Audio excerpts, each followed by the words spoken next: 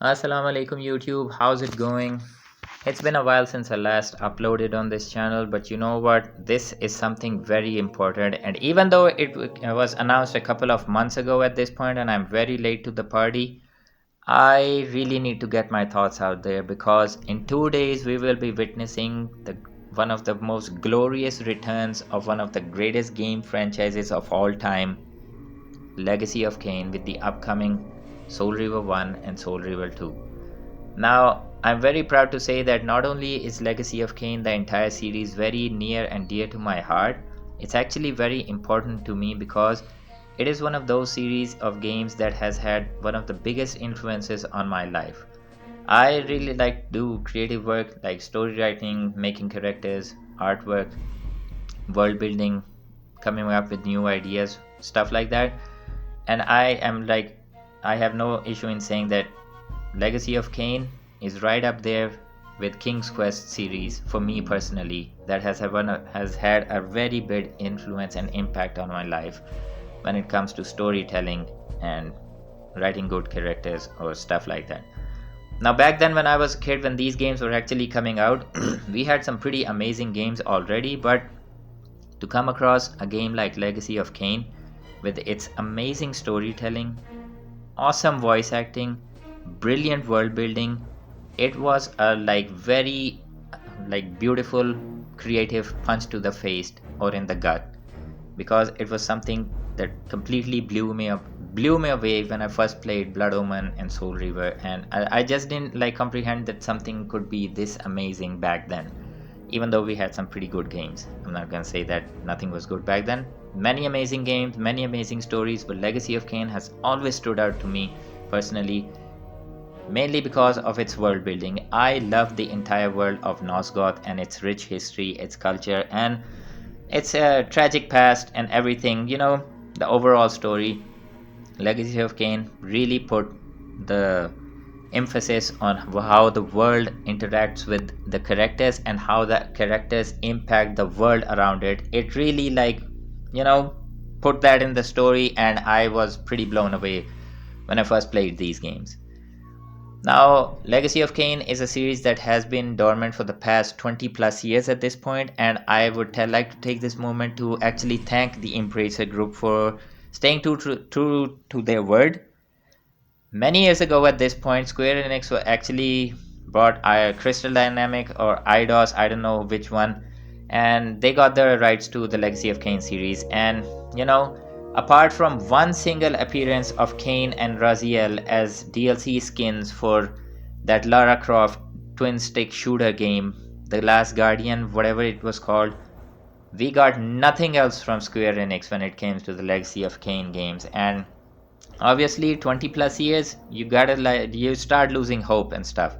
But some years ago, Embracer Group got their hands on the rights for Legacy of Kain, and they had been dropping hints here and there that, yeah, gauging the player response, just poking the players. Hey, do you want a new? They came out with those surveys. Hey, you want a new Legacy of Kain game? Huh? You wanna? Yeah, and obviously the response had always been very positive, and I think Embracer Group, thank you for staying true to your words. You saw the response, players really wanted it. I know many of us, including me, would have liked a continuation of the story, because honestly, Defiance back in 2004 really left on an amazing cliffhanger ending, and we were all waiting for it because, yeah, that was pretty amazing that Kain was finally gonna go up against the biggest, baddest MF of the entire Nosgoth world. But then 20 years happened. So, that's all in the past. I'm very happy. Embracer, thank you that you are actually bringing back this amazing game, this amazing franchise into the zeitgeist of the gaming industry again. And you know what? Everybody knows you're gonna gauge the response of the people and how you're gonna see how people respond to these games, because I don't think it's a lose-lose situation for anybody. Fans get their remasters, Embracer gets to see if there is life in this franchise. So I'm gonna need all of you to go out and buy this game and support Legacy of Kain so that we can make a proper comeback with some remakes or some continuation of the original story and stuff like that. Now, one of the things that I want to say about the remaster is I think it does make sense that they are like taking Soul River 1 and 2 as their first stepping stone with these remasters and reintroducing the Legacy of Kain series. Honestly, even though it has one of the most convoluted, complicated plots in the entire universe of gaming stuff, Legacy of Kain has an amazing story that is divided up into these 5 game parts. First we had Blood Omen 1, then we had Soul River 1, then we had Soul River 2, then we had Blood Omen 2, and then we had Defiance. Now you might think that these all like go in a chronological order.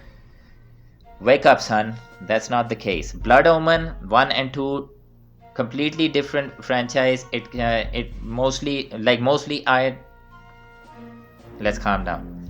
Blood Omen is a series that deals mainly with Kain in his fledgling years as a vampire, and then when he goes on to make his empire. Soul Reaver is basically Raziel's story with an elder Kain as a recurring and supporting character. Defiance is the amalgamation, whatever the word is, of Soul Reaver and Blood Omen, where you can play as both Raziel and Kain. Now, the reason why I'm saying that Soul Reaver 1 and 2 are the most logical point for them to come out with a remaster instead of Blood Omen 1, which is actually my favorite game in the entire franchise, and I would have loved to see it make a comeback. It's mainly because the Legacy of Kain series, when it comes to gameplays, it's all over the place. Like, seriously. You look at Blood Omen 1, it's a bird eye view. It's not even an isometric game like Diablo, it's a bird eye view game. Then you have Soul River 1, that's a 3D platformer. Then you have Soul River 2 in the same gist as Soul River 1, a 3D platformer. Then you have Blood Omen 2, that's basically an 3D beat 'em up RPG. What? And then you have Defiance, that is basically a somewhat copied gameplay of Devil May Cry that was famous back then, at that time when Defiance came out. So yeah, it's a very strange hodgepodge when it comes to gameplays, and I think the reason why they went with Soul Reaver 1 and 2 is basically Raziel is much more like common and recognizable because he's a pretty cool looking character. And the fact that Soul Reaver 1 and 2 were pretty big juggernauts in their own time when they came out, when it came to gameplay, because they had some amazing 3D platforming, especially Soul Reaver 2, and they had some very innovative gameplays back for that time at least. Like, they really put 3D platforming on the map. You see all of these Uncharted games and Assassin's Creed and every, stuff like that. Yeah, you have Tomb Raider and Soul Reaver series to thank for them, even though nobody wants to admit it. If it wasn't for Soul Reaver 2 especially, I don't think you would have had some of these amazing games that really perfected the 3D platforming and stuff like that. But this was a tangent that I'm going on. I don't think we need to go down that path. All we need to do is appreciate the Legacy of Kain is making a comeback, and I am very happy about it. Now, I'm not gonna get into the technical aspects of the entire game. I think Embracer is giving us, what they're giving us, I'm very happy for it. I'm thankful for them, and I think it was the best option for them. I don't think they want to spend a lot of money going right into it with a remake like they did with Resident Evil 2, like Capcom did with Resident Evil 2, 3. I think they want to gauge the response of how people will respond with the purchase of Legacy of Kain, and I think if the sales are good, we might actually see a continuation or more stuff with Legacy of Kain. I am really hoping that these two games sell really well, these remasters, and we actually get some Blood Omen 1 remaster going, because that would be pretty amazing. Or no, not a remaster. How about a complete remake? Yeah, that will be amazing. Now, like I said, I'm not getting into the technical aspects. I've seen the graphics. I think this is the best they could do. I'm sure mods are gonna go crazy when these games come out, so I'm not very stingy on those parts, even though I do feel like that the remastered version has somewhat of a more cartoony look as compared to the original. I'm not comparing Soul River 1 with the 1 remaster, the original one, because the original is very backwards when it comes to graphics, let's be honest. But I think when the game comes out, we're gonna see that how much actually does it look different. It looks pretty like epic. It looks very beautiful. The new graphics are very good. They look beautiful. I appreciate them. And that's all I'm gonna say about that until the game comes out and I play it. Now, one thing that I want to mention in the end, that's something that I am most excited about with these remasters, is that the developers are giving us some various options to, make our play time more enjoyable. And you have no idea how happy I am. We are finally getting a freaking photo mode for Soul Reaver 1 and Soul Reaver 2.